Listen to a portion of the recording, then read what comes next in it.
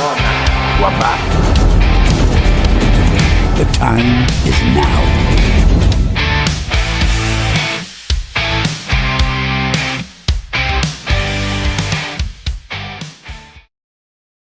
Hey, Good morning, afternoon. good morning. Yeah, well, it's like I say, we are just on that threshold.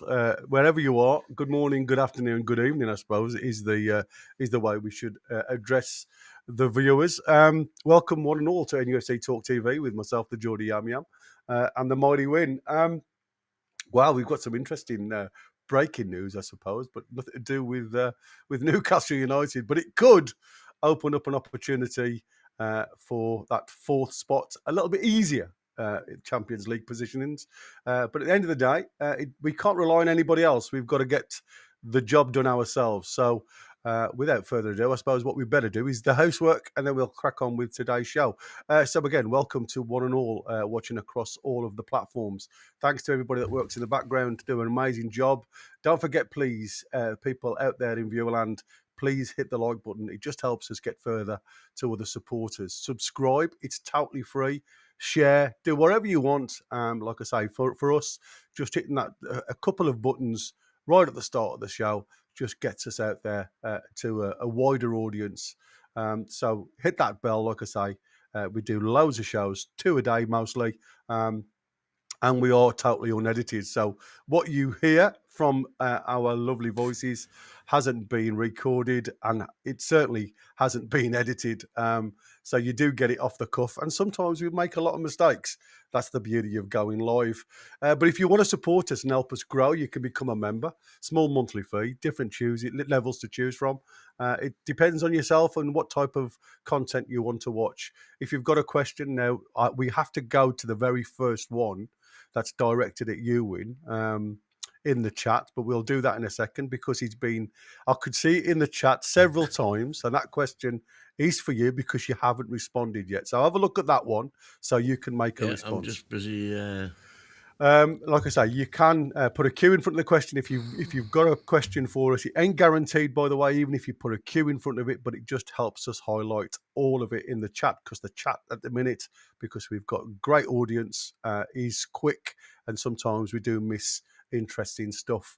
So apologies if we do miss you, but if you want to guarantee it, then obviously use the $sign, throw us a Talk TV super chat, and that will guarantee that message read out. Anybody that becomes a member during the show, or anybody that gives memberships out there, because we've got some lovely people that are already members that donate memberships, will be highlighted and thanked. And like I say, as always, don't forget you are still welcome to enter the prediction league if you want a bit of fun. Throughout the season, we try and predict the Newcastle United scores. It's a £5 entry fee. The top 6 get prizes, top 4 get cash prizes, and the 5th and 6th will just get a prezi to more of the value of your entry fee. So, like I say, that is a prize, not a prezi. A prize because they've earned it. Yeah, indeed. Sean has come in straight away. How old is the Mighty Win actually? 72. Yeah, and doesn't he look gorgeous for it? So have you highlighted Craig Erlington's? This is Craig's win. You still haven't replied to when I said you were wrong about Kyle Walker being the best paid player in the Premier League in 2020 on 220 grand a week, when it was really David Silva on 375. What I said was Kyle Walker was the highest paid fullback, and he was on 107, and he was on 175 grand a week in 2020. Which since then has dropped to 160, 155, 140, back up to 160 until he's moved to Sheffield. Is that now, I think, isn't he? Or is it Burnley? It's Burnley now, isn't it? Burnley, and he's now on 50 there. But by all accounts, Man City are still paying him the difference between the two because he's got 2 years left in his contract. 2 years left, hasn't he? That's right, yeah. I know there was an agreement. So yes, in 2020, David Silva was indeed the highest paid player. Yeah. But Kyle Walker was the highest paid fullback. which Yeah, we were indeed. talking about Livermento at the time, and that was what the comparison was. Well, there you go. It's cleared up now. Like I say, I'd seen, bless him, he'd put it in several times. And while I was watching the shows with you and Chris and the panel, I'd seen Craig had put it up, and he put it up yesterday. And because we were obviously talking about, I forgot to highlight it. And bless him, he's back in again today. But there you go, Craig. The mighty win has addressed your Capology is the website you need to use, by the way. Yeah, well, it's a good one. I found a good one. It's called Salary Leaks. You know, with Capology, you've got all the adverts. Yeah. If you go and have a look at salaryleaks, all one word.com, it gives you a bit of information as well. So anybody that's interested in wages for individual players, have a look at that one. Very interesting one. I used to use Capology, but I got so kerfuffled with all the blooming adverts constantly because it sometimes covers the area that you want to watch or read, doesn't it?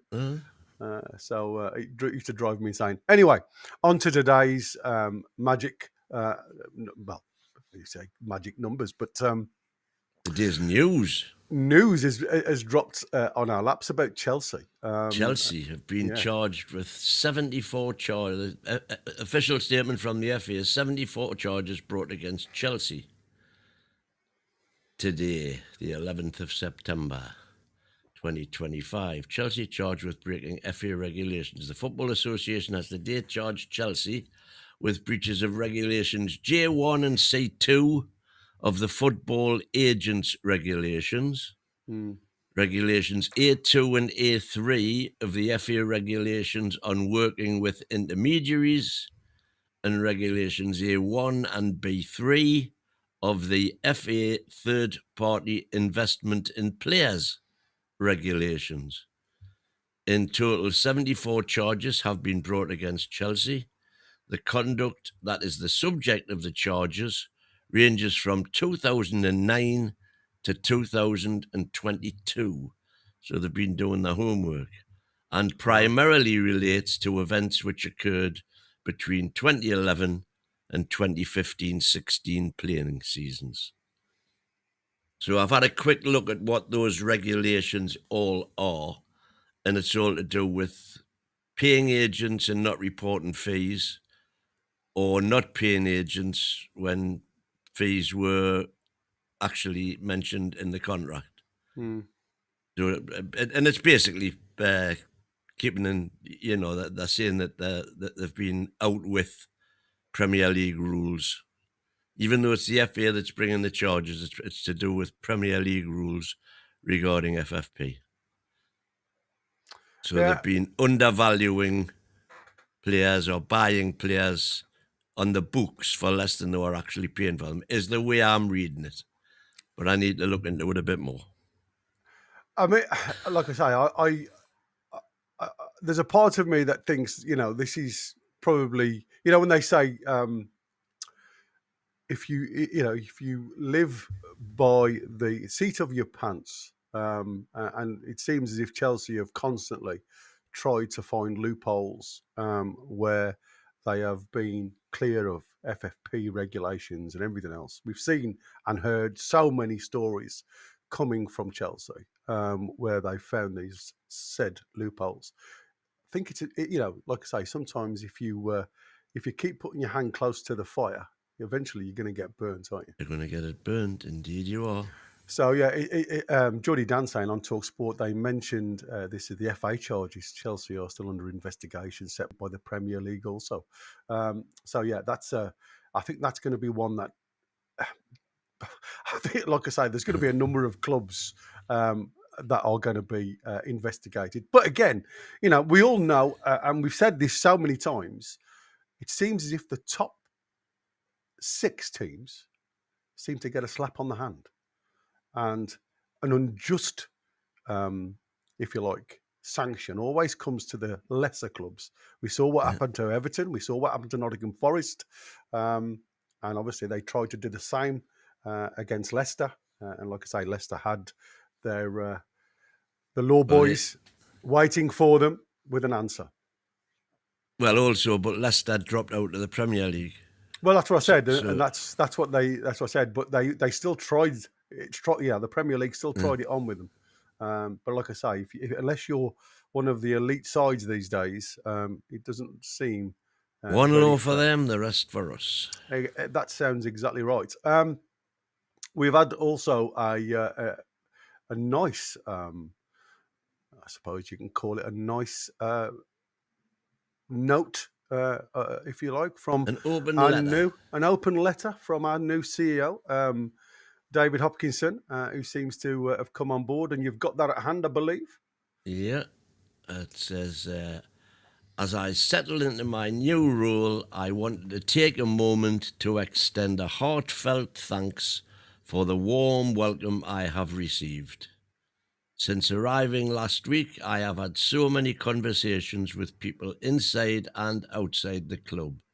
I've gained invaluable insights, and I'm looking forward to connecting and engaging with more of you in the weeks and months to come. I'm also looking forward to getting out into the community in the coming weeks to meet more of you and understand what makes this region so special. My first impression is this is one united family, on and off the pitch. It is the people who make this football club so special, and it is a privilege for me and my family to now be part of it. I am also truly excited about the future that lies ahead. My aim is to build on the tremendous work that has preceded me with a renewed sense of alignment for everyone, helping us grow and win together. Whilst I have seen, heard, and felt your pride and passion at close hand in recent days, I strongly suspect it will be as nothing compared to what I will experience at St. James's Park in the coming days. I can't wait to be with you for my first game as CEO on Saturday and to be alongside you for the phenomenal journey ahead of us. The best is yet to come. Signed, David. So I wonder if he'll be introduced to the crowd at all on Saturday. Be rather weird, I Potentially. think. Yeah, potentially. But the fact that he's done that maybe means that is going to happen. Yeah, I mean, he says all the right things, this lad, doesn't he? He does. I must admit, I'm warming But to words him. are easy. That's what I said.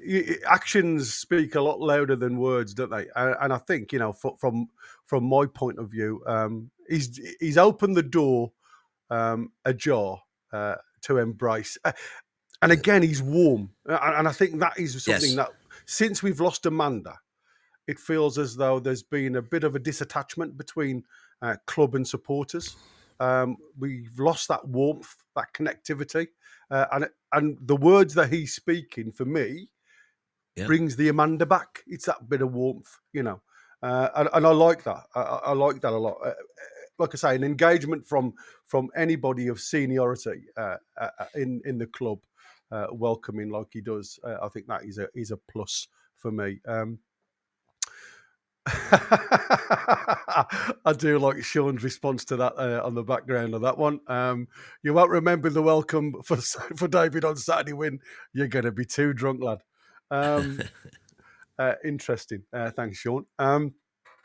So like I say, lovely words spoken. Little bit of news that have coming in. Like I say, we've got our roaming reporter across many aboard. And young Connor does amazing work for us in the background, and he has just come back with this young man. And this apparently is a lad that's been scouted. And according to the reports from Italy, this is from Italy. Newcastle scouts watched Roma's 20-year-old centre midfield Niccolò Pasilli during the international break over a January move. The Italian under-21 international recently scored against Spain under-21s in a 1-1 draw where he got the Man of the Match award. Roma will cash in on Nicola due to financial issues in January or the summer window and could be available for around the €25 million mark. Don't know much about him, if I'm honest with you, but I will have a look. I love to have a look at the younger talents coming through. Um, and like I say, for me, again, it seems as if, you know, highlighting the centre midfield now seems to be uh, not only an area that we all know, losing one of our key midfielders seems to knock us a little wayward to a degree. It's the one area where we're late. Obviously, it was centre forward as well, but now that we've hopefully got those covered. Yeah. Um, Apparently, according to Sky News, I don't know whether you want to have a look at this, but Sky News is saying that Chelsea have released a statement in regards to the allegations. So we'll have a quick look at that one. And what I'm going to do is, while you're doing that, I'm just going to go into the chat because I've seen Sean again shows how it can be done. Going, stay positive, Geordies. Your time will come. Keep winning trophies. Thanks very much for that one. And James Cuff, he's saying all the right things. I'm big into the NHL, and he's well respected there from his stints with the Toronto Maple Leafs and the New York Rangers. Financially, the two biggest teams in the NHL. Well, that's what I said. He comes with amazing pedigree. My only concern is so did Mitchell. exactly. You know what I mean? So, and that's what I said. You have to give these people the opportunity to produce and show exactly what they can do. But like I said, the difference between him and Mitchell, he's come in with that warmth and everything else, where Mitchell was a bit cold, and it just seems as if Very cold. it was my way or the highway. And like I say, I like what I'm hearing from this lad. So the Mags, Chelsea Mitchell statement. was great. The Chelsea statement is: Chelsea Football Club is pleased to confirm that its engagement with the FA concerning matters that were self-reported by the club is now reaching a conclusion. The club's ownership group completed its purchase of the club on the 30th of May 2022. During a thorough due diligence process prior to completion of the purchase, the ownership group became aware of potentially incomplete financial reporting concerning historical transactions and other potential breaches of FA rules. Immediately upon completion of the purchase, the club self-reported these matters to all the relevant regulators, including the FA. The club has demonstrated unprecedented transparency during this process, including by giving comprehensive access to the club's files and historical data. We will continue working collaboratively with the FA to conclude this matter as swiftly as possible. We wish to place on record our gratitude to the FA for their engagement with the club on this complex case, the focus of which has been on matters that took place over a decade ago. So suddenly pours a bit of cold water on the whole thing, doesn't it? Yeah, it certainly does. So it's not like the FA have come out of the blue and hit them with these charges. These are all self-reported immediately upon completion of the purchase. Yeah.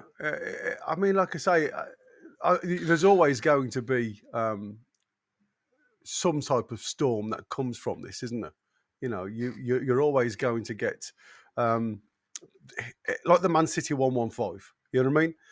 It goes back decades, and then all of a sudden, it's just a case of how many of these are legit, how many actually are warranted, and how much proof have they got. So, like I say, this is going to be one of those burners that sits in the background.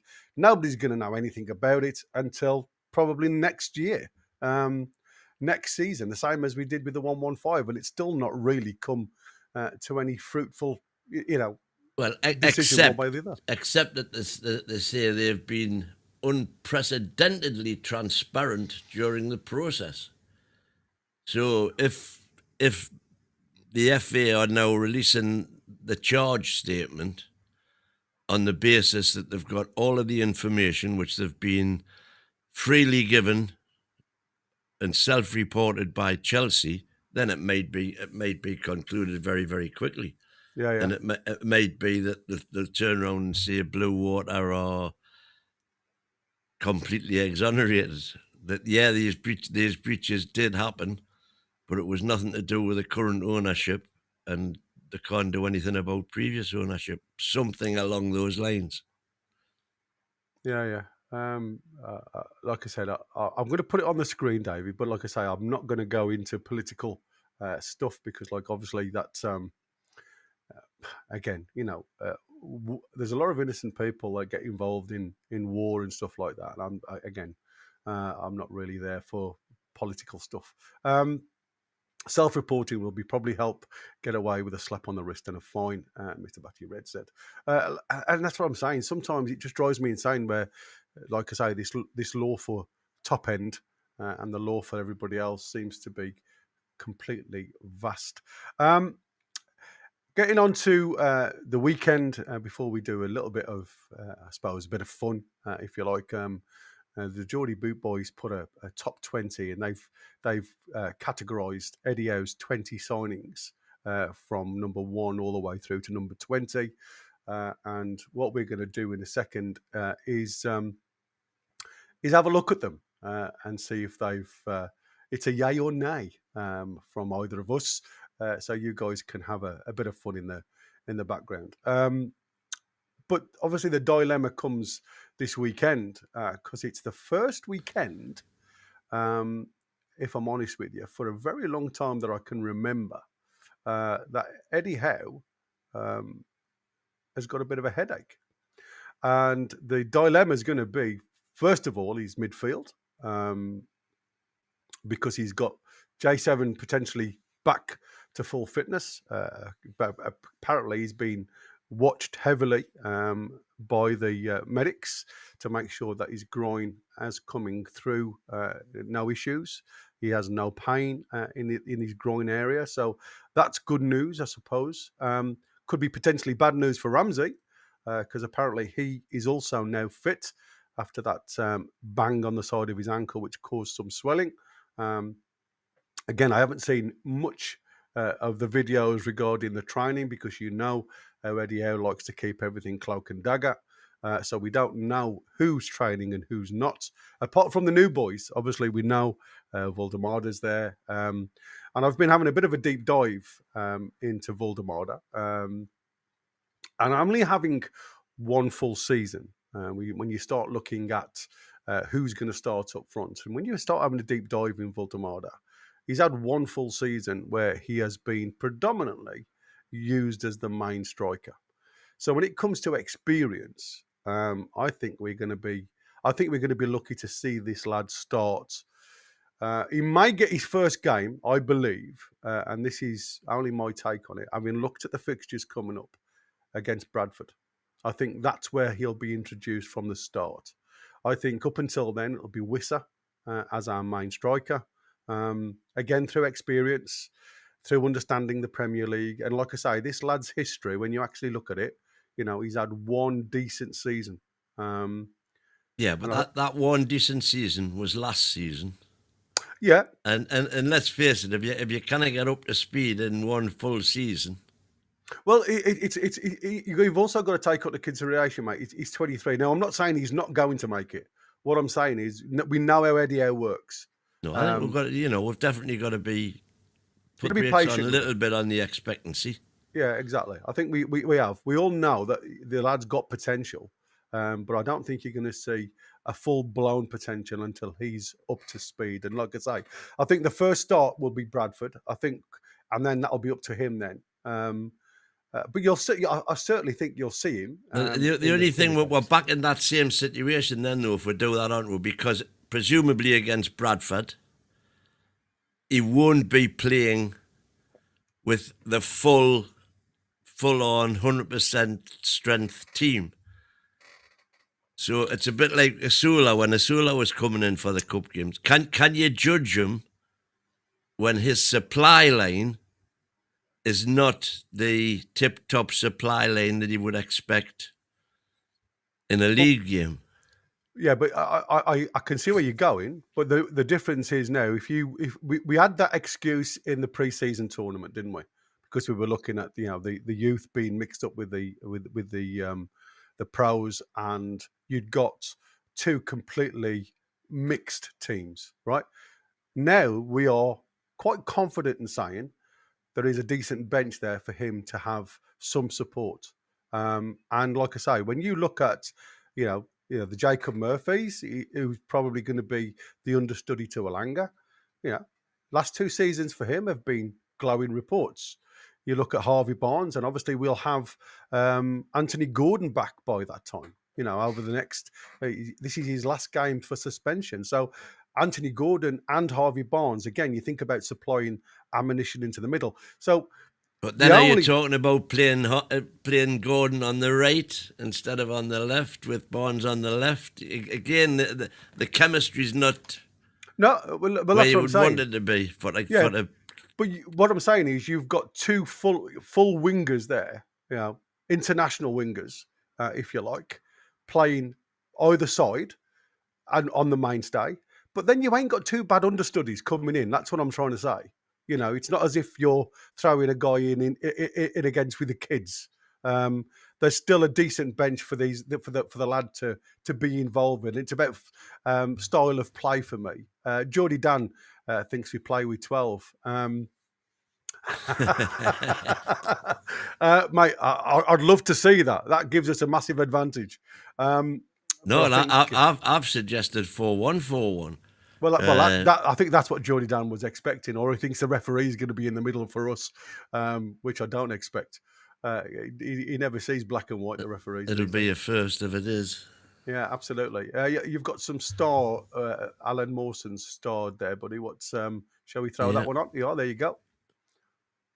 I'm not too worried about Walter Mora just yet. Wissa will do much of the heavy lifting up front until Walter Mora is up to where Eddie wants him to be, which is basically what you were saying. Yeah. Patience is going to be key with him. I don't know, I think you've broken your club record transfer. I don't think you break your club record transfer to start somebody on the bench. That's just my way of thinking. Yeah, like I said, there is 2 aspects to this, and this is what I said. We cannot afford to go like for like. We said that yesterday. We can't afford to see these boys as like for like. But what we can do is give them the opportunity to grow as the club and as the club expects from them. I think sometimes without that experience behind you, there's a lot of weight, and we've seen that with Alanga. There's a lot of weight coming to Newcastle, and he's not produced yet. Not saying he won't produce, but that could just be the pressure telling on his game, and he's not had a very good game in a black and white shirt yet. Foxy's got one here. It won't be easy for Walter Marder with the pressure of the price tag and expectation. Nothing he's had before. Does patience exist in this game? Hopefully he gets his first goal quickly to settle him down. And that's virtually backing what you're saying there, Win. Throw the gauntlet in and gain success from, playing. Chuck him in and see if he sinks or swims. Sinks or swims, exactly. And I think that is it. David Cook, it's more to do with familiarity with each other rather than individual capabilities. And that's what I'm saying. He's got to get to know the system, and that's something totally different from what he's had before in the Bundesliga. Even though they reckon that the Bundesliga is as close to the Premier League in style of play, I still think it's a bit quicker than the Bundesliga, if I'm honest. Connor's got a question. Are you putting it up? I'm trying to put it up. And we're just cancelling each other out. So there you go. If Walter Marder starts versus Wolves and scores and it's the ground running, would you keep him in the team? You've got to keep him in the team. And then we've got Bradford next. We're second. Go on, Bradford. And again, swap them around. Well, you know. the idea is rotation, isn't it? We're going Exactly. to, the end of September, we've got 3 game weeks. So there's going to have to be rotation. And I think this is what I said. The unfortunate thing about it is having 2 newbies up front with this busy start. It's going to be sink or swim. And one of them has to, be thrown somewhere. And that's the thing, isn't it now? You've got to give them an opportunity. And like that's it, you're dead right. And I think because of the price tag, I think it's a chance to be Voldemort. Is Wissa definitely not injured, by the way? No reports whatsoever. Coming whatsoever. Back. Apparently, I haven't seen any. I just look. He was getting lumps kicked out of him against. Absolutely, and I think that's what the coach saw. And he's playing on that left hand side. He'd done a lot of running in the first game. He was doing really well in the second game against Senegal. And like I say, Senegal got on top, as daft it looks, when all the changes were made. So a little bit of a coaching mistake, if you ask me. But again, being selfish and looking after Newcastle players, I'm glad he was bought off, if I'm honest with you. Waldo, with Gordon suspended, good opportunity to give Voldemort minutes. Sasula and Miley have suffered being held back, and this lad cost £70 million. It looks like my family have just returned. My children have... and there's the dog. Apologies. Hey, guys, I'm online. My family have just returned from the pet shop, and it looks like we've got a new recruit to the family. And I am going to be very, very soon presented. Oh my God! Can I have? There you go. And here he is, the new recruit. Here he is. Hey.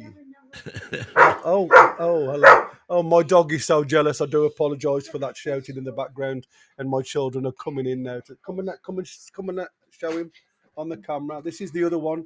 This is the other one here coming in. This one. Look, you've got to move across. There you go. Look at that one. Hey, there you go. They're beautiful. This one's Nacho. Nacho. Yeah, that's what you've called him. And that's Stormy too. Because Storm. Right, okay. We've just lost Storm. Stormy. So this one's being called Storm. So we've got 2 for the price of 1 then, by the looks of it. Anyway. That just goes with the rest of the menagerie. 2 for the price of 2 that you've been stung for. Yeah, exactly. So there you go. I'm just going to put that on the screen. Thanks, Queenie. Obviously, I have to keep reminding you guys. But yeah, well, this family has got. The dog's not happy, says Vincent. No, he's just so jealous because he wants to be in the main fold all the time. And if you've got another pet, I mean, we've got hamsters, we've got guinea pigs, we've got fish, we've got all sorts. In this house, and like I say, we just seem to love animals. Just keep them away from the oven, Gary, says Sean. That's Queenie's just reminding everyone to hit the likes. We've got nearly 300 watching on all platforms at the minute, and we've only got 50 likes. Out here, man, hit the button for. Hit the button. Costs you nothing, helps us a great deal. Connor's come back in with another one. Could we see Wissa playing on the left versus Wolves as he did against Congo? Well, that's what I'm saying. Barnes hasn't lit the world alight, has he? And like I said, from where I saw, again, very brief highlights. I know you watched the full match. Wissa did well over on that left inside for both, in both games until he fell over himself, which I really worried being connected with an injury because the way he went over was comical. Yeah. But like I say, we've seen, again, we talk about versatility. We look at what Eddie Howe likes in players, where he can make slight adjustments here, there and everywhere. David is just saying his pugs have just been looking for the dog, hearing him in the background barking. Apologies, everybody. I can say about my dog barking. Sometimes it screws my ears, never mind those in viewerland. Choppy saying, Jazz, my dog is barking as well. Oh my God, I've got them all going. So it is, like I say, for me, it's so intriguing now that Eddie Howe has such a squad of rotating position, never mind people. He can move players. If Harvey Barnes isn't doing really well, Voltemada could come on. We can throw Wisser out on the left-hand side. There is so many versatile players at Eddie Howe's fingers now to start saying, let's go and have a look. Let's go and venture and be positive rather than being negative now. You know what I mean? And holding out for these close wins. I think we can really take it to the opposition now and have a go. But like I say, tonight we're going to get into it. I know what you guys involved in tonight's show, where we're going to have a look into who could be facing Wolves the weekend. The mighty Wolves. Yeah, and the type of systems that you guys have got in play and everything else. I think it's going to be an intriguing one.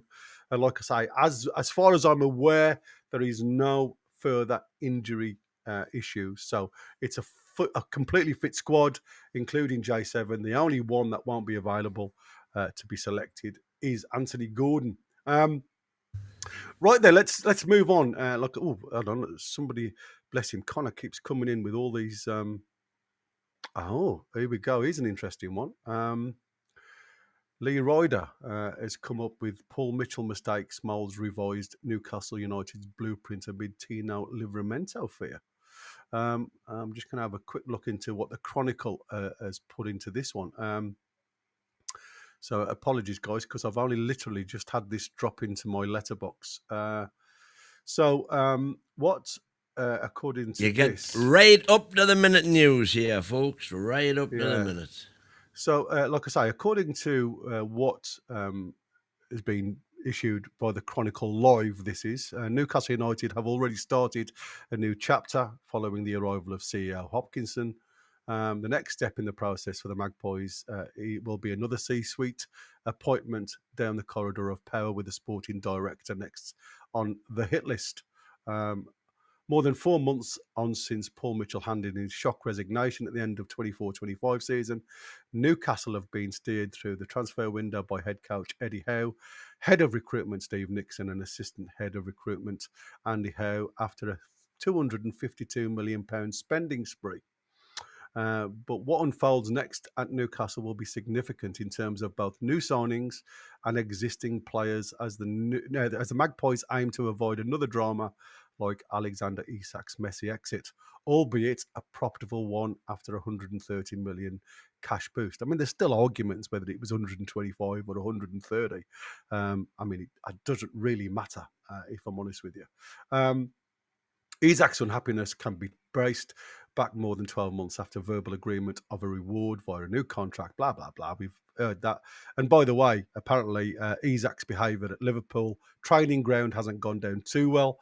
Apparently he's been last out of the dressing room on more than one occasion since his return from international duty, again, which has been noted by Arnie Slot, that hasn't been welcomed, let's put it that way. Last autumn, Newcastle insiders briefed that Isak already had a contract with more than 3 years left. Why do they keep going over the same bloody stuff over and over and over again? I want to know what it is thought that Mitchell deemed Isak's existing deal adequate. Come on, guys. Why are you talking about the same stuff that you've been talking about for the last 6 or 7 months? There is nothing in that report that makes it worthy of a read. And apologies to everybody out there. It is literally just reiterating what happened between Mitchell and Isak. And the only thing that is of any value in this whole report, if I'm honest with you, it's an oversight that Newcastle can't and don't look like making again under new leadership with both Tino Livramento and Bruno C. Current deals creeping towards 2028, a similar time frame that Isak found himself in. Livramento has been tracked by City and club chiefs at St James's Park, making it clear that the classy fullback was going nowhere last June. Unlike the Isak situation, Newcastle managed to hold on to Livramento, but talks on a new deal remain in the pipeline. Man City could well return for the 22-year-old in January, but Newcastle have time to put together a new deal that will secure the ex-Chelsea wonder kid in his peak years. Well, there you go. Sorry about that, ladies and gentlemen, because I thought it was going to be a really interesting spread, and that was the only sentence that had any merit. Fair. without going over old wounds. Right then. Are we going to go on to our hit or miss? Well, we are, but again, what I was going to do, quite quickly, for anybody that's really interested, I'm sure there's people out there that do look at this with some fondness. I mean, I ain't one of them guys that play this anymore. But here is the 26 in FIFA, if you like, the management games. This is Newcastle's FIFA 26 football manager ratings, with all the goal cards there, all the goal players, the top 26 in football manager, whatever it's called, football championship 26, with Bruno, Tonali and Bruno on 86, Anthony Gordon on 83, Botman on 82, Big J7 on 82, Shaw on 82, Wisser 82, Alanga 81, Murphy 81 alongside Alanga. I'm sure he loves that. And Nick Pope on 81. So there you go. That's a little bit of fun. But I mean, I know you're not interested in this stuff at all. No, lots of people are, though. Lots of people are. There's a number of people that love it. It is interesting if you're into that type of stuff. But we were looking at the Eddie Howe situation. Era. We had said, like, when you look at the players that Eddie Howe's brought in, again, there's a little bit of a niggle on what players have been actually signed by Eddie Howe or have been signed by people around him. We all heard that it was more Jason Tindall that brought in Asula. But he's under the stewardship, if you like, of Eddie Howe. So it comes under Eddie's mantle. So we thought we'd have a bit of fun.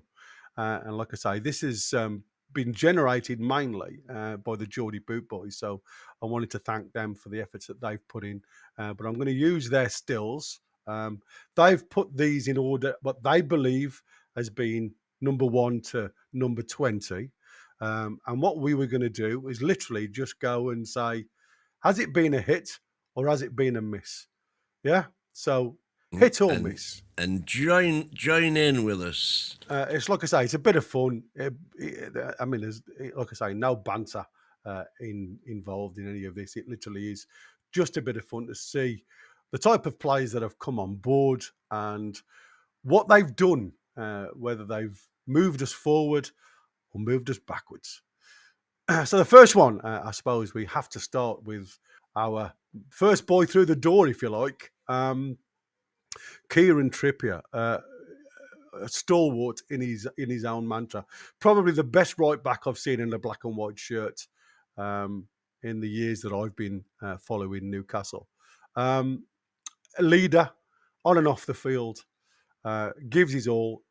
He's probably gone down a little bit over the last couple of years, obviously with relationship issues, not mentally on board, and cost us dearly in some crucial games over the previous seasons, but still remains one of my favourite players at Newcastle as we speak. Yourself? Easily the best. You're saying in your time, he's the best right back in my time as well, bar none. And what he did for the club, what it meant, the signing him. I always related to when Keegan signed Kilclean. The dressing room presence, the drive, everything to do with him. He is on my Mount Rushmore of Newcastle legends. He's the best of the bunch. Not necessarily actual skill, playing wise, etc., but attitude, the whole, he went through the bad spell, we know that, but there were reasons for it. And he's never let us down. No. Fantastic in the cup final. Crucial to getting us our first silverware. Love him to bits. Yeah, absolutely. But his time's come to an end. But he'll still be utilised, and he won't let us down. Well, I'll be honest with you. I was quite surprised because I'm all for these guys. to have a go at their peak, and let them gracefully tail off towards the end of their career. But I was well surprised with this lad when he started the season, because I thought he was going to be running through mud, and he looks fit as ever. He looks really, really sharp. Again, you have to manage his minutes well to get the best out of him, as all people that get to towards the end of their career, you have to. But like you said, I think he's been an absolute hit all the way. Going on to the next one. So he was number one. I think we've got to give this lad a massive mention as well. Hit. Oh, what can you say? I questioned his ability to be a captain, simply because, like I say, sometimes when you've got the language barrier, we know he wears the club completely on his sleeve and on his heart, and we saw that. I mean, when he got the tattoo of the trophy on the inside of his forearm, and when he scored against Liverpool and he started slapping that, I mean, that was like, sticking that middle finger up to all the Liverpool fans, wasn't it? You know what I mean? Wonderful stuff. Absolutely fantastic character, player. And again, having a look at him at international level, seems to be thriving at the minute. Seems to be really enjoying his better football. and better. Yeah, absolutely fantastic. I love watching this lad play. But again, I still think he tries to do too much sometimes instead of doing the simple stuff. Is that your doorbell just That's rang? my doorbell, sadly. Do you want to go and jump on, mate? So for me, massive hits. It looks like everybody in the chat previously, when it come to the boys, it seemed as if he was a hit as well. With Kieran Trippier, I haven't seen. Pop Mags was saying about Kilcline at the absolute destroyer. Totally agree. Let me just have a look at this one. Thank you. Lusola Adon, thank you so much, matey. Great show concerning our young stars like Cordero and South Korean lad. How much better are Doman and Ngoma? I can never say that bloody lad's name. That we can't keep those two in the first team. We have to be braver. You're right. You're absolutely right. I suppose the one thing that you've got to question about Eddie Howe is, does he give the kids the opportunity to shine? Well, we saw he had to do that when his hand was forced with Miley. And although Miley didn't, he didn't set the world alight to a degree in a lot of people's eyes, I thought Miley did enough to warrant his inclusion going forward. And again, it's all about managing minutes with Eddie Howe. And when you look at the like of Cordero, what you have to ask yourself, and this is where we got a little bit found out with the likes of Koal, is if you're going to send them out on loan, the loan deal has to work in favour of the parent club. That's, for us. So anybody that goes out on loan, there is no point in them sitting on the bench on loan. They might as well sit on the bench here and gain the experience with the team. So if they're going out on loan, there has to be enough background checks, and there's got to be a clause within that loan deal that provide us with a get-out clause if it ain't working, if it's failing. We've seen Darren Koal being messed around far too many times, in my opinion, and I think, unfortunately, it's time. It's gone. You're never going to get those couple of years back, and unfortunately, I think the relationship between club and player has also gone. So I think have I missed out on that? He was just asking about Park Sung. I can never say. Susung Park. Susung Park and Cordero, two good lads coming in, and then he was talking about Dalman for Arsenal, the 15-year-old, and Gomia. I can never say his word. You've got young Rio. I think he is Rio. Liverpool. I think is probably going to be better. Saying, why don't we give these lads a chance and be braver? And like I said, it's about the opportunity of minutes. And again, I never see Eddie Howe risking a chance regarding reward. And other players that we've got in Cordero, we've seen some Sung Soo, and I like him. I think he's exciting. I really do like him. He gets that spark going. But Eddie Howe just blows your frock up. He does. But thank you anyway, Alasula. That's very kind of you. Yeah, thanks a lot. To show us that super chat. The thing with Kowal, says Foxy, he had good opportunities at his loans and never took his chance. It's a ruthless game at times. It is, but it does make you wonder why we ever bought him in the first place.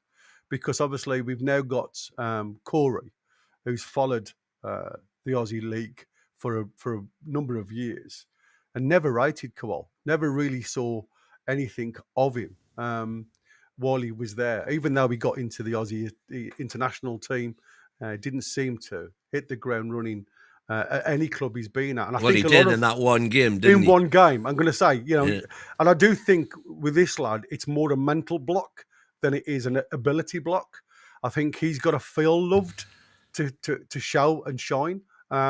So it is going to be an interesting one. But anyway, let's crack on with what we were doing. When we look at, like I say, Bruno, for me, he is. If you've ever got a jigsaw that you're looking to start a jigsaw with, this lad is that jigsaw piece for me.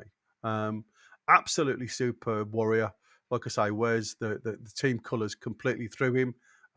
Loves the area as well, and he's happy. Talking about a jigsaw, he was one corner and Trips was the other.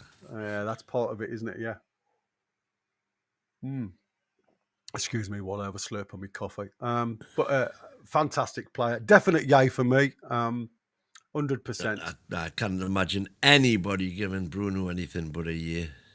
Like the next one. Oh, rat face. I suppose we have to talk about it. Like I say, I know it's fresh in the memories.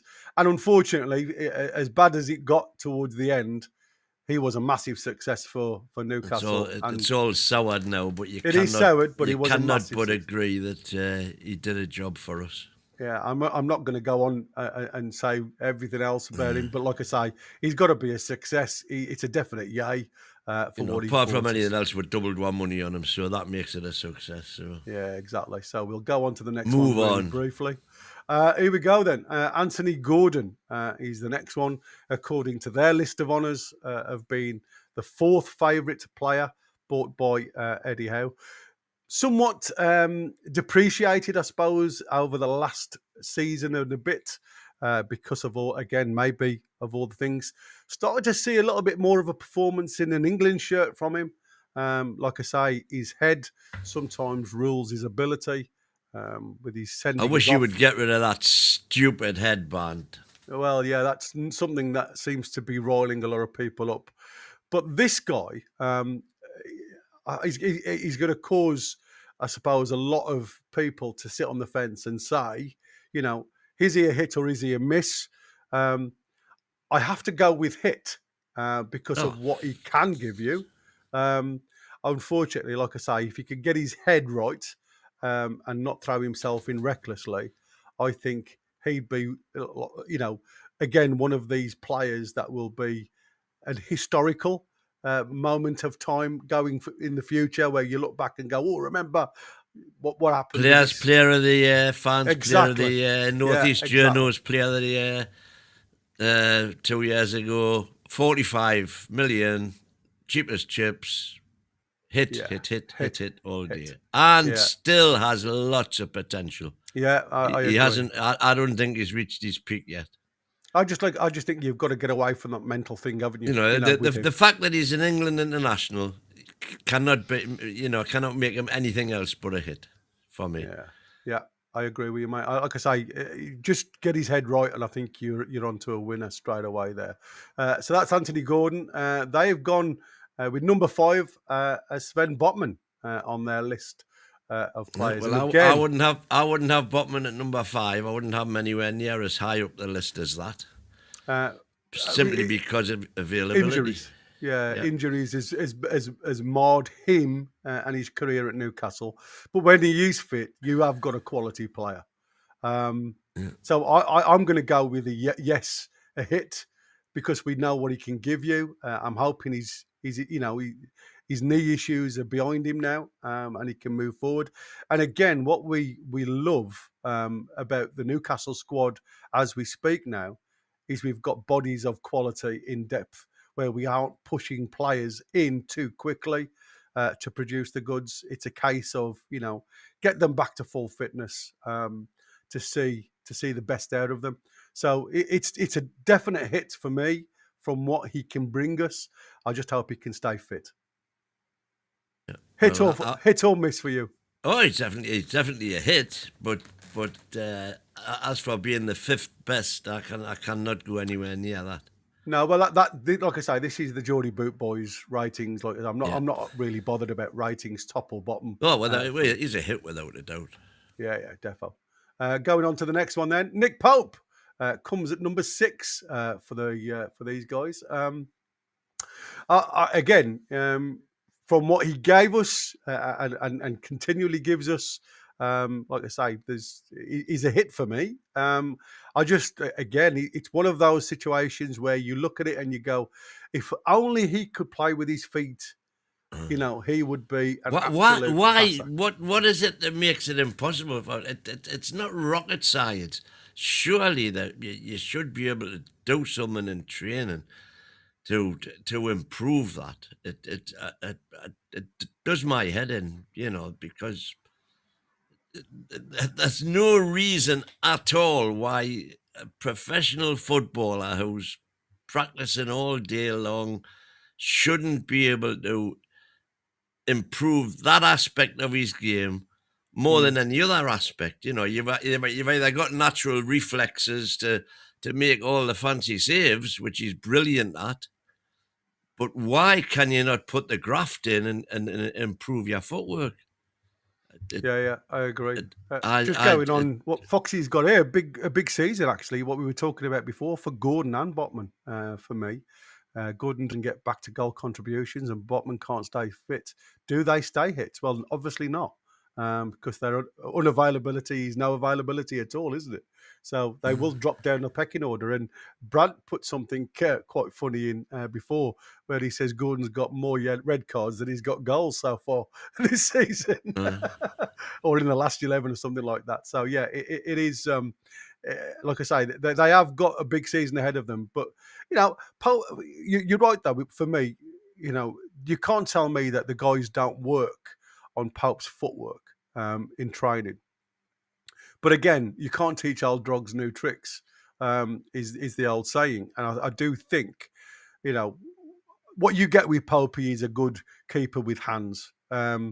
What you have to give up with Popey is a player that you want to play out from the back with. So you have to change some of your tactical positioning, and maybe that's the reasons why we go a little bit further up the field now with Popey in goal. Want to see a bit more of Ramsdale, if I'm honest with you. I really do want to see what Ramsdale gives us. We talk about the 1-2%. I want to say that as well, specifically because I don't think at times we are direct enough, and I think that's a weapon we could utilise, especially with the now pace. with Voldemort and Wissa up front, either or both. Yeah. And Ramsdale was particularly adept at, those long balls, past the halfway line balls. Yeah, totally and agree. when Pope goes past the halfway line, invariably it's into touch. Oh, Steve's not happy. He can't kick or dive. Pretty damning for a keeper. Indeed. Well, yeah, I mean... But he can dive, to be fair, but... I think some of his positioning at times can be questionable. I agree with that one. Well, again, positioning is pretty important for a keeper as well, isn't it? But I still think he's done well. But bear in mind, he was part of the best defence in the league when we first signed him. And he only cost, what was it, 10 million or something? It wasn't much, was it? It wasn't a massive amount for. And again, you've got to give him credit where credit's due. what we've achieved with him between the sticks over Eddie Howe's tenure. Champions League, 2 And out of 3. I mean, I'll never forget the Leicester game when we needed the point against Leicester to qualify for the Champions League the first season. Yeah. And he made that save in The the absolute 90th dying minute. minutes. Yeah, exactly. And exactly. if that goes in, we ain't in the Champions League. Absolutely, yeah. We forget these golden moments, don't we? Sometimes, he's a hit for me. But like I say, And then 2 good saves in the final. Yeah, he's definitely given us a positive rather than Definitely a value negative for effect. money. Yeah, definitely. So definite hit for me, and I think a few of you agree Again, with just that. not as high up as that. I wouldn't. Well, yeah, exactly. Like I say, I'm not really one for that. Big Dan Byrne is the next one, and I'm sure he's top 3 for me. Straight away, he's put a smile on his face. Look, number 7 on their chart.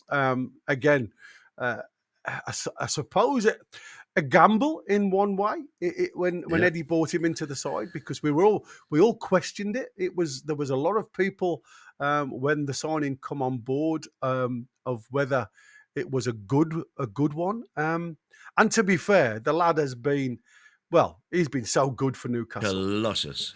Absolutely so good for Newcastle. And again, like a good wine, seems to be getting better with age. Understanding positioning better, getting his, an England cap because of his performances. And playing bloody well for England when called upon. Absolutely. And like I say, he's got to be a hit for the money he cost us and the performances the lad have. Again, he's had bad times. But he's also been asked to play out of position. There ain't many guys 6'6" would be comfortable and happy at playing left back. But he did it. He just took it on board and went with it. Yeah, and did it well. So, according to Ron, you know where he's from? He's from Blythe, Oh, there you go. So, there you go. He's got it on the mug. He's from Blythe. Yeah, there you go. Massive hit for me. I think, like I say, for price and what he's given us, one of the centre-backs for me. Really, really big in stature. In like I say, he does things simple. Everything about him. He wins everything in the air, especially long balls coming forward. So he wins that ball, and you just hoping that somebody wins the second ball. But what I like about him, he's got the confidence to go maraudering forward. And like I say, he tries his best to support the midfield, but he plays simple. He doesn't try and do something silly.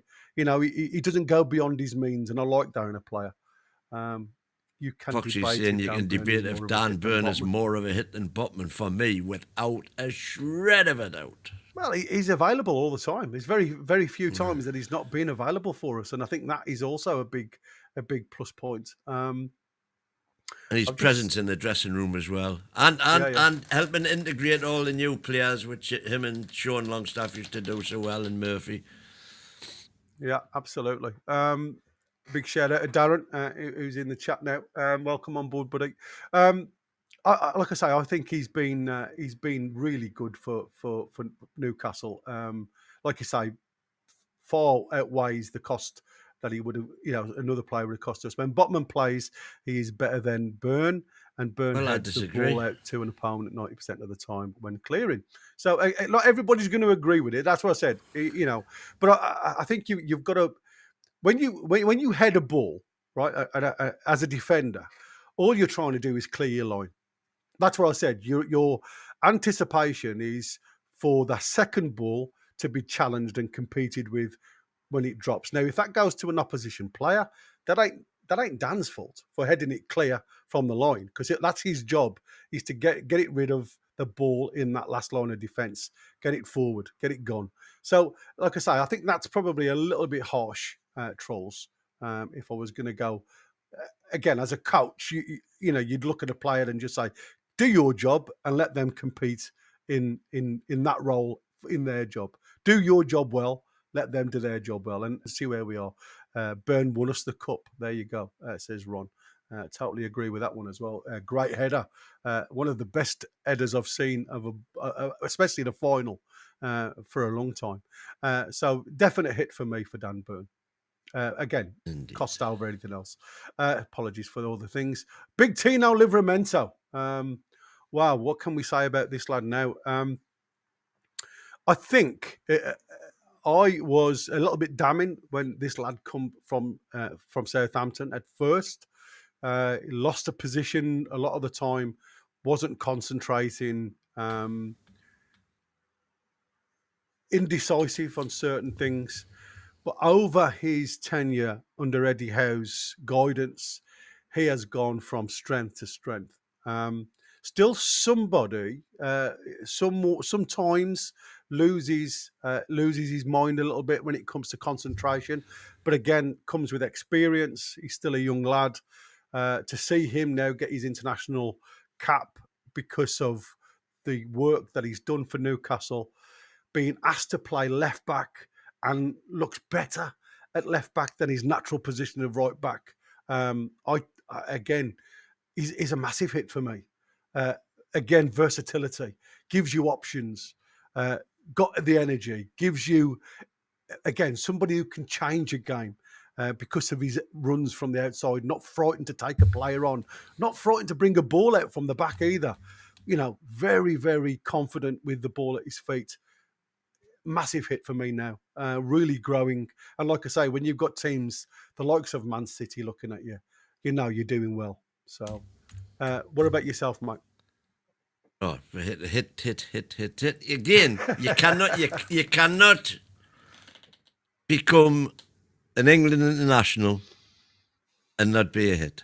It's nonsensical. So, and the sad thing for me, I'm saying sad, it's not that sad, is that to me he looks better on the left. Indeed, playing for England the other night, he was better on the left. That's what I said.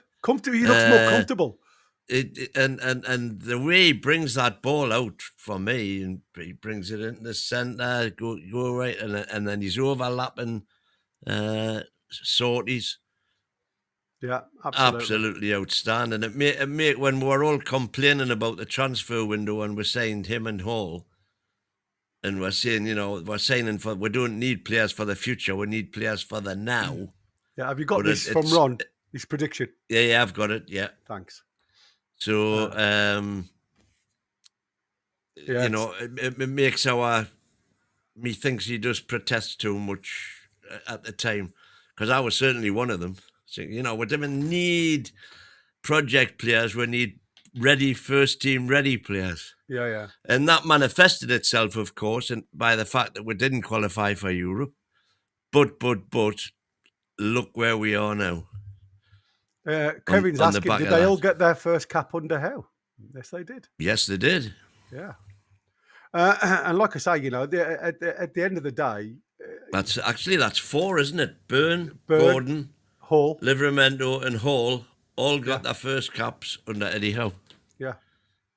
So like I say, he can't be doing too bad at his job, I suppose. Trolls and win. Just because Bernie's from Blythe doesn't make him better than Botman. It's just the availability that makes him better at the moment. There you go. Well, again, I disagree, because I think Byrne is a better centre-back than Botman. Interesting. Man United linked with Elliot Anderson. They're going to have to pay some money out for him if they are. Not off.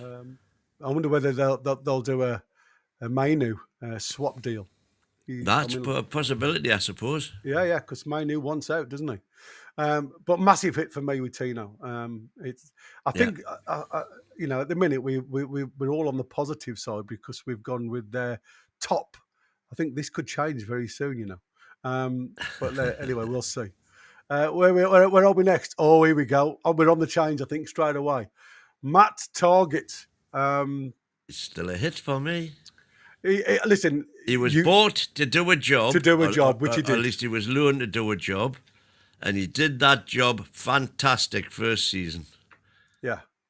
He was then rewarded. And then Dan Byrne, weirdly, we thought at the time, was preferred at left back when Target got injured. And came in at left back, did big Dan Byrne.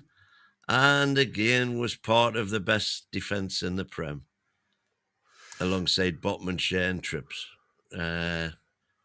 And listen, I agree with you. He did a job. So he was never really given a chance after that, but we signed him permanently, gave him a new deal, and that's what everybody's up in arms about.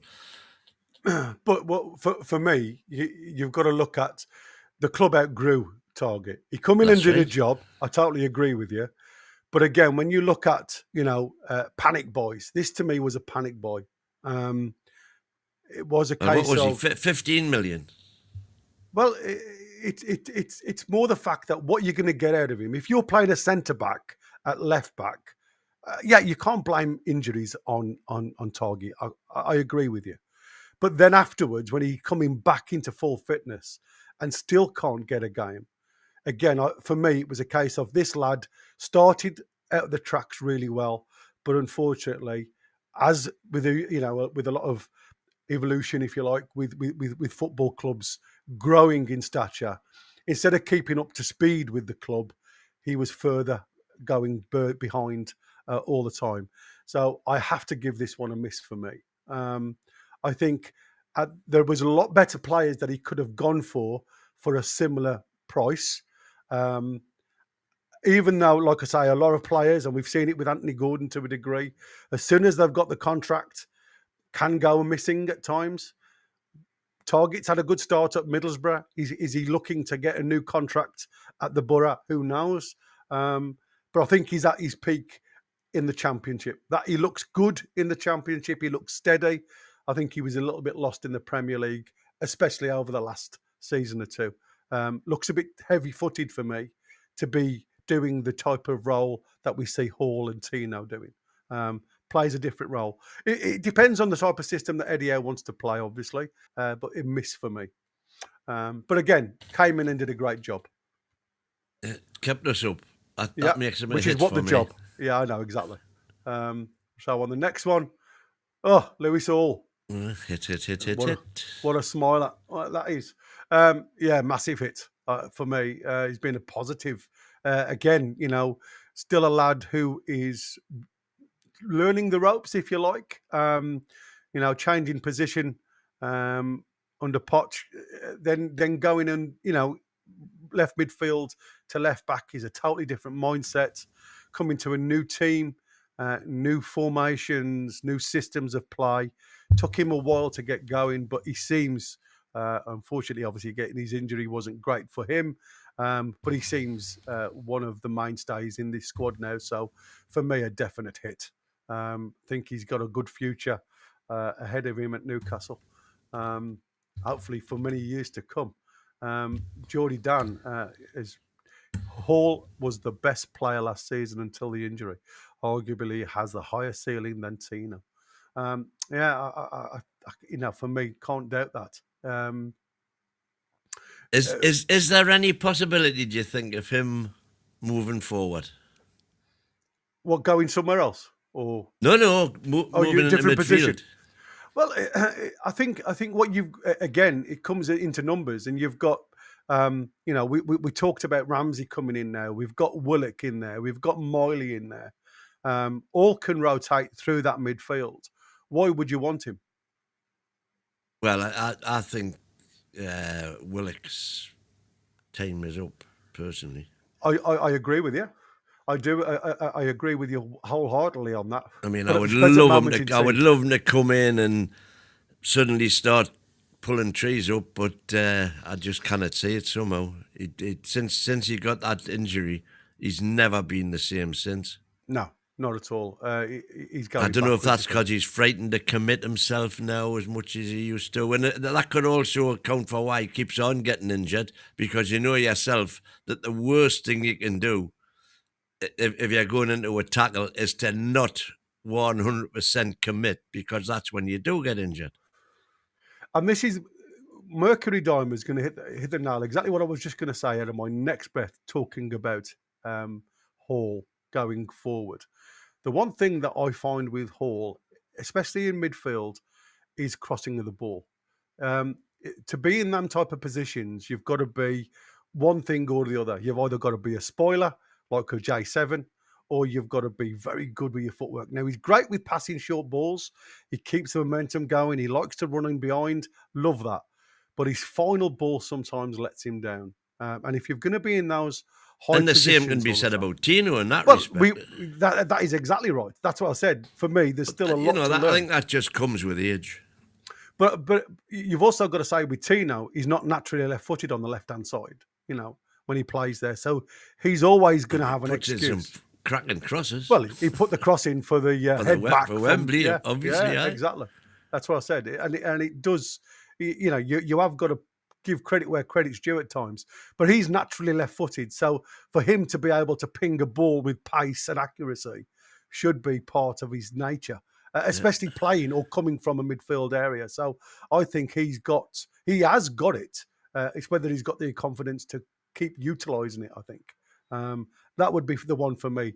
Will be a serious question over his head, but it's still a hit. Even, like I say, for me, going the way he is, massive hit. Next one, we've got... Tonali. Rubbish. Oh, Miss. phew. Oh, what a Wow. week. Banned for a year. Yeah, absolutely. Shut up. Hit. Best midfielder I've seen at Newcastle. Quality. Even, there's been we've had some good midfielders. Kabay, I thought was a great speed. We've had some great midfielders, but I haven't seen anybody with the horse-like mentality of this man, where he can cover every blade of grass and still, on the 96th, 97th minute, giving you the recovery runs to support the back four. Phenomenal player, phenomenal engine. Again, are we utilising his ability to our max, playing him in the position that we play him in? Probably not. But I do think, this lad has got, again, a lot to give. Massive hit for me and for the future of Newcastle. And again, yet to reach his potential. Which is frightening. Yeah, War Ferrari. There you go. War Ferrari, yeah, superb. And again, he come with a lot of cloud when he first arrived. Again, you look at the value of money for him, 50-odd million. Looks a drop in the ocean there. Looks like the biggest snip of the century. I mean, when you put him next to the likes of Casado that went for 100+ million, even Royce, I think maybe Royce has probably got a little bit more on the end product for me, if you were to play him in the right position. But I think if you were to mirror an Englishman and an Italian, what you get from Royce, we get from Tonali. Sorry. I want to see Tonali in, like you were saying yesterday, in a more advanced role more often, like we see with Royce when he marauds forward.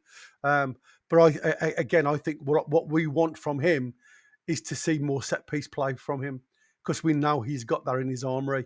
I just think he's too nice at the minute, and he allows other players to take control. I don't know about that. Phil Middlemaster is echoing the views of many fans that I know. Sandro is quickly establishing himself as my favourite ever player. He can just do everything. Yeah, there's a lot of my pals who all feel the same way. Depending on how old we all are, my kind of favourite footballer for what he did for the team was Tony Green. Tony was a phenomenal player for his age. He was just like watching Tonali then, but probably quicker and a better shot. But you've also people forget the ball that they were playing with back then. Now, and that's right, and the ploughed fields they were playing absolutely. on. I would love to have seen Tony Green playing on today's carpets. Absolutely. But anyway, Buddy's getting up there. I mean, the kid is just phenomenal. Yeah, Lum. Like I said, we've seen many a good midfielder, but again, this lad just seems to be, that pinnacle of a midfielder. We just Got need a more lot. goals from midfield, don't we? You know, that's for me. We definitely need more goals from midfield. And you know, we saw him for Italy, marauding forward. He looks graceful on the ball. He looks confident at international level. He plays on that Strong left. as well, man. Yeah, Strong. He massive. just bushes through. Yeah, I mean, when you look at in play on that left side of midfield for the international side, he, you know, of the three, if you like, again, he never looks out of place. Is that something that Eddie Howe looks at and says to himself, "Why don't I have a go at just throwing him in that left hand side, playing him in that freer role, if you like, just so we can get that end product from him?" Because I know we all know he favours his right foot, and anybody coming in off that left hand side of midfield gets the benefit of the doubt, you know, on his favoured foot, shaping the ball into the far post. Here we go. Kevin Bell. Best way to judge it, would Tonali get into Real Madrid or PSG? So, yes, I think is your answer. You've just answered it. Yeah, totally agree with you, mate. He'd get into, I think, nearly every side. Do you agree with that one? I don't think I think he'd get in every side. Never mind, nearly every side. Yeah, I think absolutely right. And actually, you know, he's still very much flying under the radar. Well, that's what I'm saying. It's weird.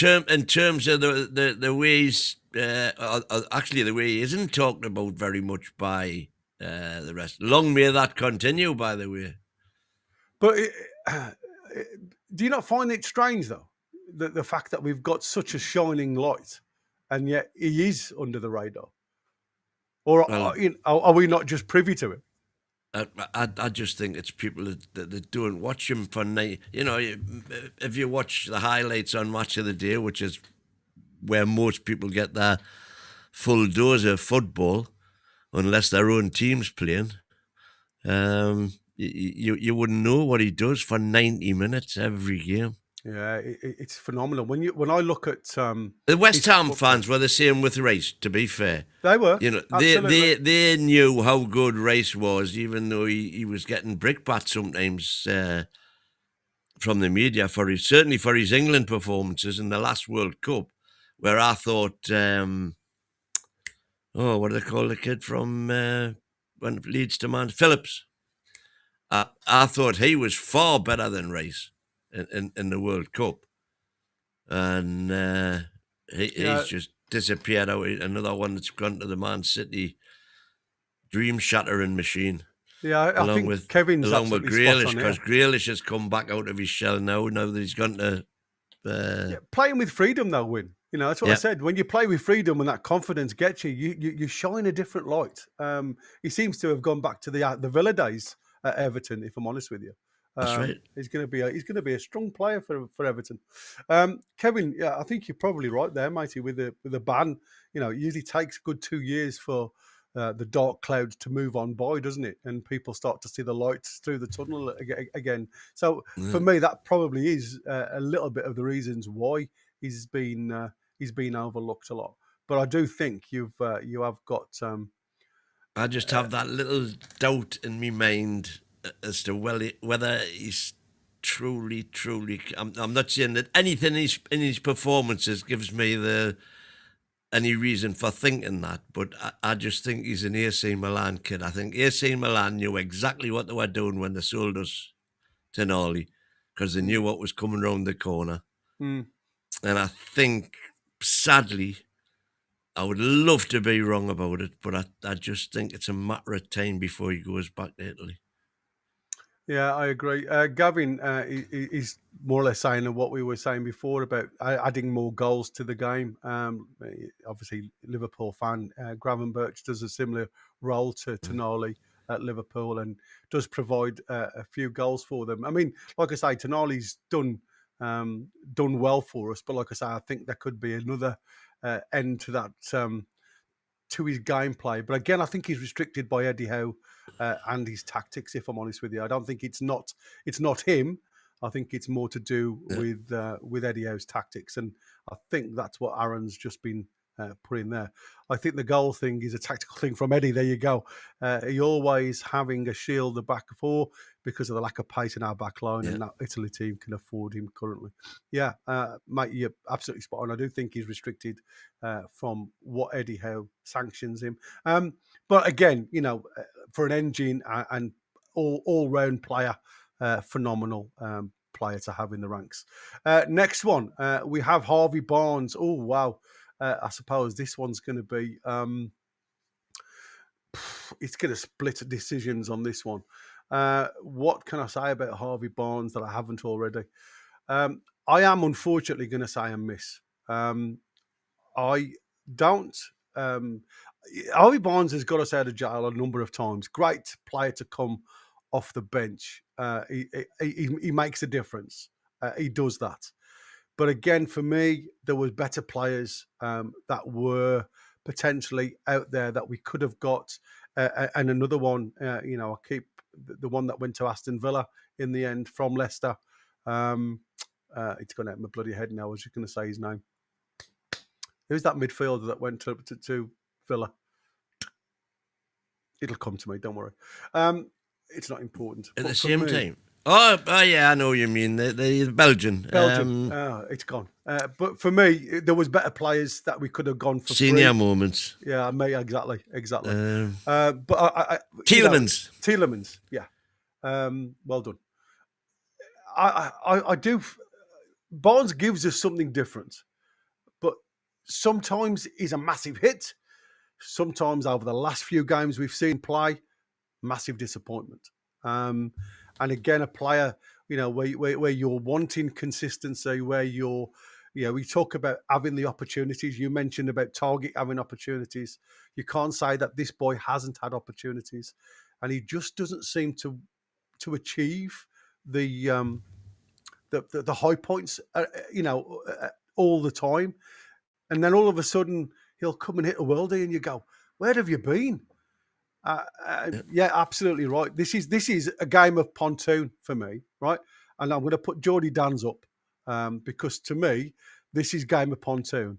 Barnes hit, missed, or twist, because that is exactly how I feel about Harvey Barnes. I'm on 15, and I can't stick, and I want another card. That is exactly where I am, mate, with this guy. So I'm going to go on the lesser because I just find him infuriating, having watched him for so many years do exactly what he's doing now. So miss for me. Well, I'm on 17, so I'm going to stick, even though I'm not the banker.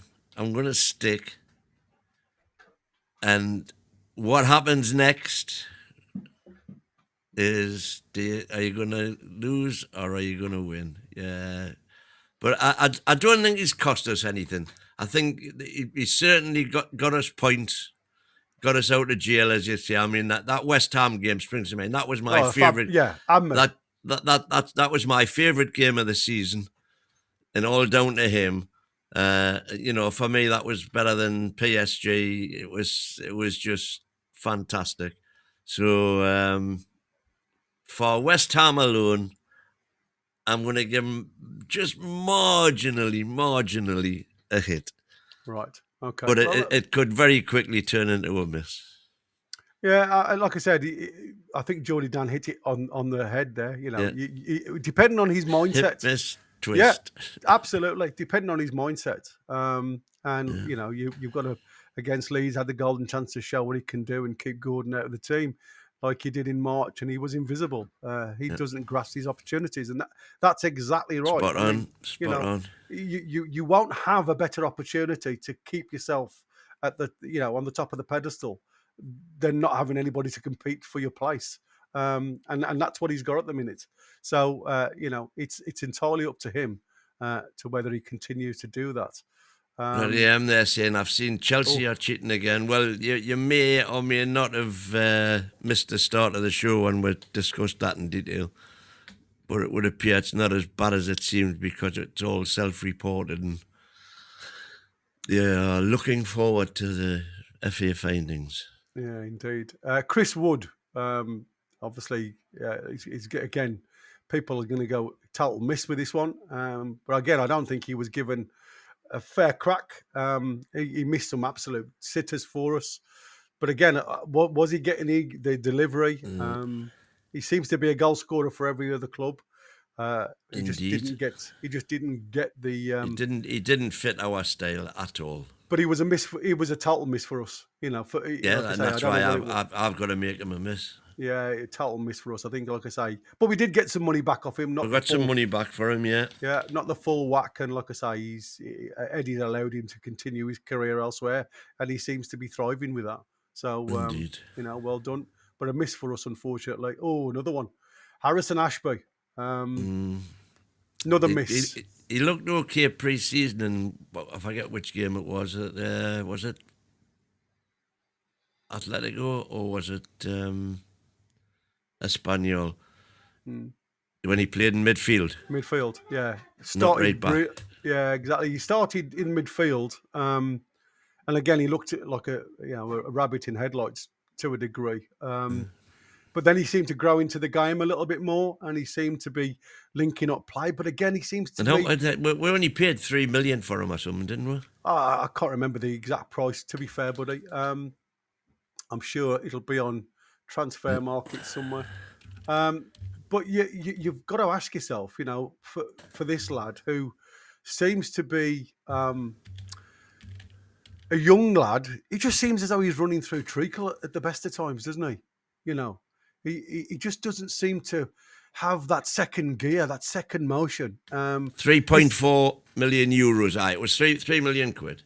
I say we didn't pay a lot for him. It was a massive gamble. But again, you've got to ask the question: was it the correct opportunity to bring him in? And unfortunately, it hasn't worked out really well for him at our club. And like I say, he is going to obviously go and play in the lower tiers, I think, and probably find him. He is only 23, so he's got time on his hand. Trips is not getting any younger if we persevere. I think it'll be down to Eddie. What does Eddie see in him? Is he worth persevering with? Yeah, if you look at him as a footballer in a frame, he's got a good stature, he's got a good physique. Like I said, he's not the quickest of fullbacks though. He's a plodder more than a lover rather than a fighter. Put it that way. And that's how I see him. So it's a shame, but he's a definite miss for me. Next one. Here we go. Karius, the model himself, Mr. Hairdo. Miss. One game. Can you judge? Poor game at that for me. I mean, everybody says that the goals weren't his fault, but I'm not so sure. He was a miss. I mean, he should never. He's a miss. Yeah, he should never have really come down. I mean, Aaron Kane absolutely spot on. I think Shahar, he's well in front of Harrison. I think he's coming up massively now. Under 19s captain as well for England. I think he's going to be the next suitor for that role. Again, local boy to me as well from Wolverhampton. I wonder who will be cheering for on Saturday. But I'm not. It's now putting talking about this lad too much. Apart from he's got the chiseled jaw, and he's got a better hairdo than me. Miss. He's got a more beautiful wife than I've ever had. Oh, here's another one. Yeah, exactly. Yankuba Minte. Now these are real difficult ones because obviously, unfortunately, due to PSR issues and everything else, we really didn't see the best of this lad at all in a black and white shirt. And again, I have to look at him for Brighton and what he's done, and he seems to be one of those up and down type players. Sometimes he shines. Other games, he literally looks like he's got two right feet, two left feet. He's all over the place. But I'm going to give this one a miss. And as in a missed opportunity. Surprise. Because of our current situation. It was a missed opportunity. And because we weren't able to see him grace the black and white shirt, he's got to be a miss and a poor choice, put it that way. Well, he's a hit for me because we paid 8 million for him and sold him for 30 without him kicking a ball for us. Yeah, So, but financially, he was a hit. so in that respect, he's a definite hit. Yeah, as Waldo says, he's a hit for all the wrong reasons. Yeah. that is spot on. The jury's, well, my jury's still out on him with regard to, he's been getting rave reports at Brighton, we know, but when I've seen him play, he's very much, who's he like? Again, final ball just not always there. Yeah. Hasn't got it there yet. That's what I'm saying. But he's still learning the game. That's why I said, to me, he's a miss because he's still very... He's only up and 21. down. Yeah, absolutely. And he's still got a lot to learn. But like I said, I think there was again, apart from the financial side of it, was there another way we could have dealt with that situation? But again, it's about what was the winning side of it. Financially, it was rewarding. And if he continues in his up and down career slot, maybe it was a swerve ball that we avoided. And rather than lose money on him, we've gained. So split decision on that one, I suppose. Karangawal. Wow. It's got to be a miss. Massively. And again, I think Karangawal's issues been more self-inflicted. Well, I think it's Amiobi inflicted, really, isn't it? Yeah, it is. But again, it's like all players in a career path. Every club you go to, you put yourself in a shop window to some degree, whether that be in the country of you're playing in or your parental country, if you like. Because as we've seen with Minte, there's opportunities for them to go elsewhere if they're playing, again, you've got to ask yourself, why did Brighton come in for Minte? Because obviously somebody had looked at him while he was over in the Eredivisie. So, you've got to ask the question, why has this boy not achieved when he was in Scotland, when he was over in the Eredivisie? What's happened to him? Is it a mental issue that he can't cope with being away from home? Does he need to return to Australia to get the best out of him? Because that's where you've seen, or potentially, I haven't seen much of him, but that's where his best football's been. Well, I thought that allegedly the reason he went to Hearts, when we first signed him, he went to Hearts on his first loan period purely because there was 2 Aussies already playing for Hearts. Yeah. Which, first of all, is not the best reason for going for sending somebody there, and he didn't get much time. But if he wasn't getting much time, you can only assume it's because he wasn't doing it, in training to warrant getting game time. But I don't think it did him any good, and that could have just completely knocked the wind out of his sail. And maybe he'll come good again. He's just a bairn. Yeah. Fingers crossed for him. Yeah, we made a small profit on him, according to Foxy, anyway. So it wasn't all bad news. I just feel sorry for him, and everybody in the chat has. Yeah, everybody in the chat has gone down the same frame line. And Trolls are saying we only paid 300k for him, so it was very much a gamble. A punt. And Foxy's reiterating the Hearts is not a bad club to go on loan to get the British football. He didn't impress on the pitch, though. That's the problem. And I think that's his biggest issue. He's got to meet whatever challenge head on, and he just seems to cower away into the wilderness a little bit when it comes to those type of situations. But again, I didn't think the club handled it very well either. There's Kowal, number 17, and he's another one. Vlachodimos and Ployus, for those in the music industry. Old Oddie, another strange situation that Newcastle found themselves in. Yeah. Again, no fault of this lad, if I'm honest with you. A move that was forced upon us, forced upon both clubs.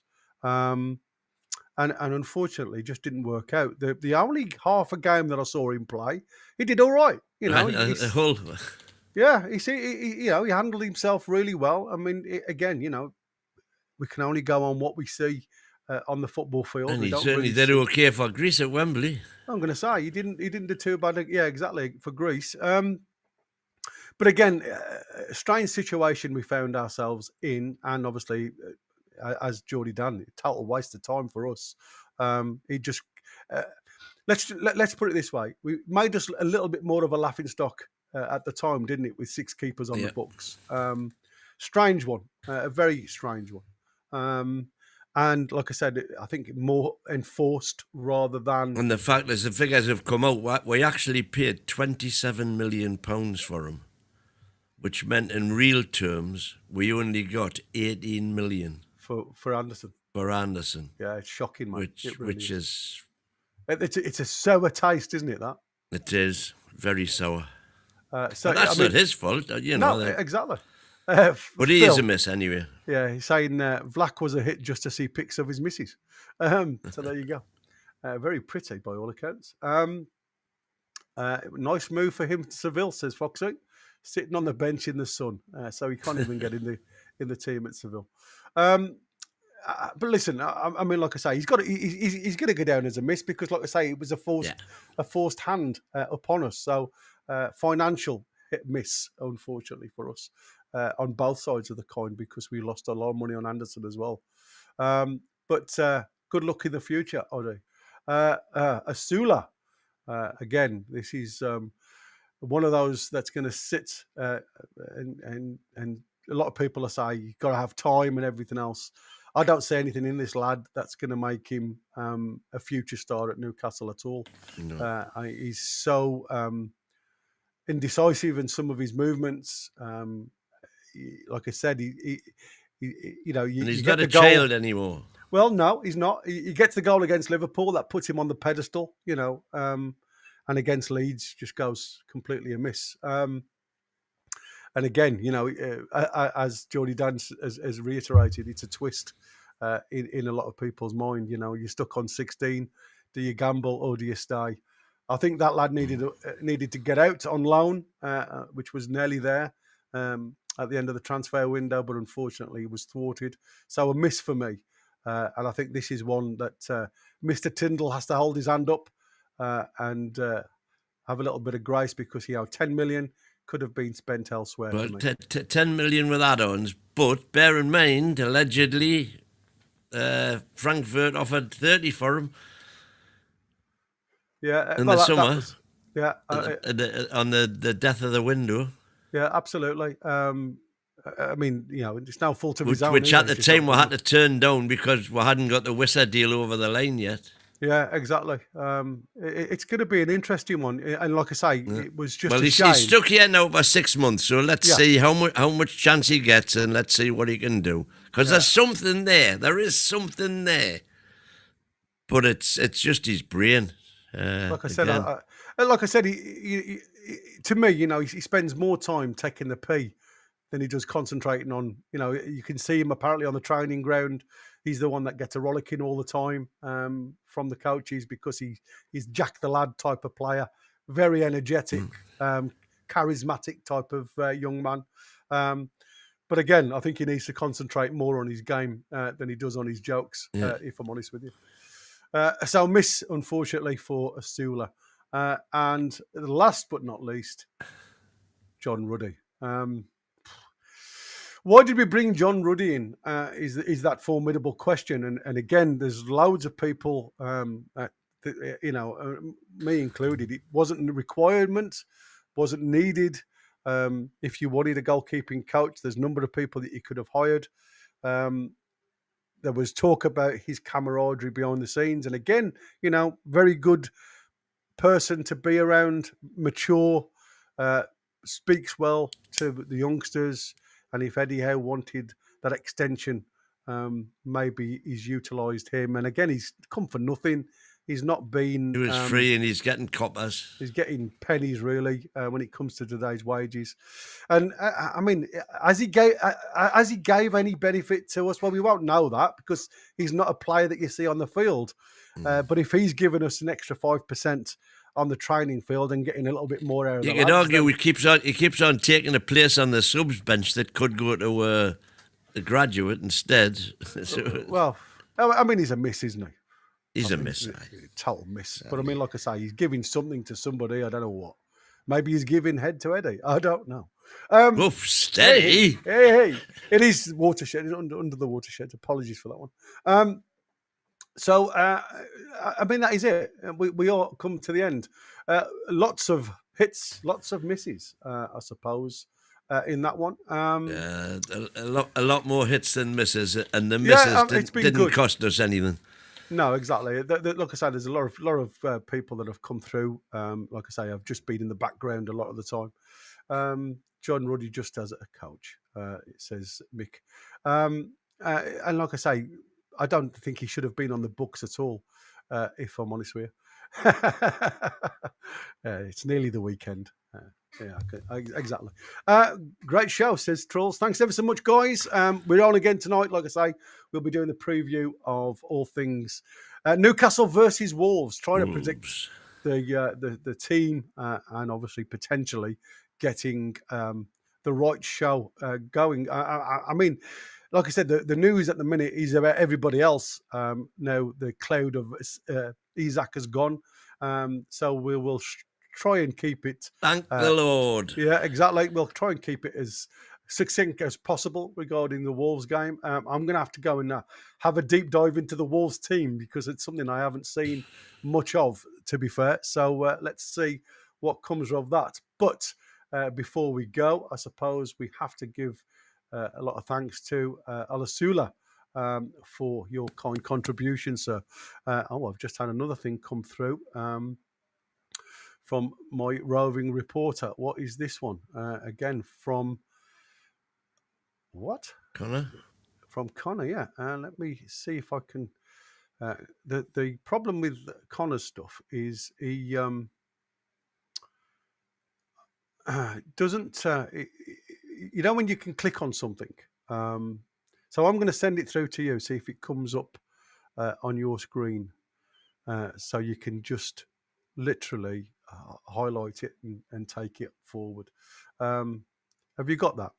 Yeah, got it. See, now I can click it on yours. For some unknown reason, when he sends it me, I have to copy and paste it somewhere else. Now I've got it up on the screen. Whoa! There you go. I'll let you talk talk about that. The club has cancelled several tickets for next Thursday's Champions League match, as well as a number of season tickets.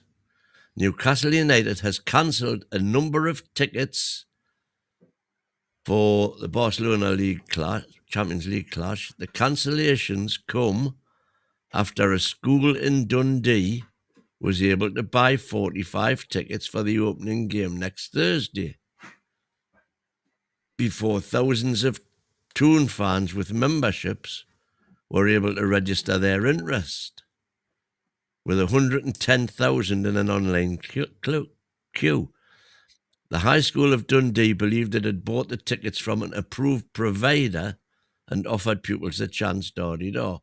However, a Newcastle United spokesman has told Chronicle Live that the club does not have any authorised resellers, and the only way to sell season ticket seats is through the club's official platform at face value. No, so congratulations to the club for. Is this because we've got a hierarchy in place now, or is it because the fans have spoke? Yeah, but they've listened to the fans and they've come and they've done something about it straight away. Absolutely, yeah, absolutely. But this augurs back. Can you remember when your good lady bought you the Tottenham ticket last season? Yeah.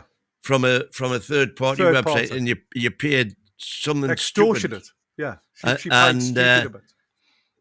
And the person who you were sat next to said, where's such and such? So it was a normal season ticket holder who had sold his ticket, her ticket to this third party site for resale, and obviously profiting from it instead of giving it back to the club, which you would be able to do quite easily. And I said at the time, you should have reported that seat number, and had whoever was responsible for that challenged in some way. So this could obviously be a whole bunch of season ticket holders who are flogging their tickets to third party sites. Yeah, absolutely. And like I said, I hope the club now, as Darren Lee saying, season tickets now on sale. Lol. I mean, like I say, there you go. Thanks, Connor, again. Like I say, the lad does a cracking job. He just sends us information as he gets it, so we can throw it live on air. There you go. Like you said, applause to the club for Yeah, actually having the absolutely. kahunas to come out and have a, and again, issue a statement, because that is something, like we've all said, we are members that pay blooming good money year in, Bloody year good out. money. You know what I mean? To sometimes scrap amongst ourselves to get the bits and pieces, the scrag ends of the chip packet, if you like, to try and come and watch a game. That's the best bit, that. I totally agree, mate. I always let everybody take the fat chips at the top. They can always have them. I always like the scratchings. But apparently you can get some itching powder for that. But anyway, that's another one. So anyway, ladies and gentlemen, we will obviously try and find some more information about that. And hopefully, say, oh no, I was to say, Connor's just sending me something else, but he's throw it on the other chat. Thank you, buddy, for sending us that. Thank you, one and all, for viewing. Like I say, if you can be so kind, before we say goodbye, and we're the lads, hit the like button on the way out, subscribe, obviously, hit that bell. Like all the good stuff. All the good stuff, twice a day. And like I say, we are here for you guys. Back tonight with a Wolves preview. Indeed. But until then, it's a goodbye from Across him. the lake, it's goodbye from him. And what would you And say? how are the lads? The lassies and bairns. Until the next one. Ciao, ciao.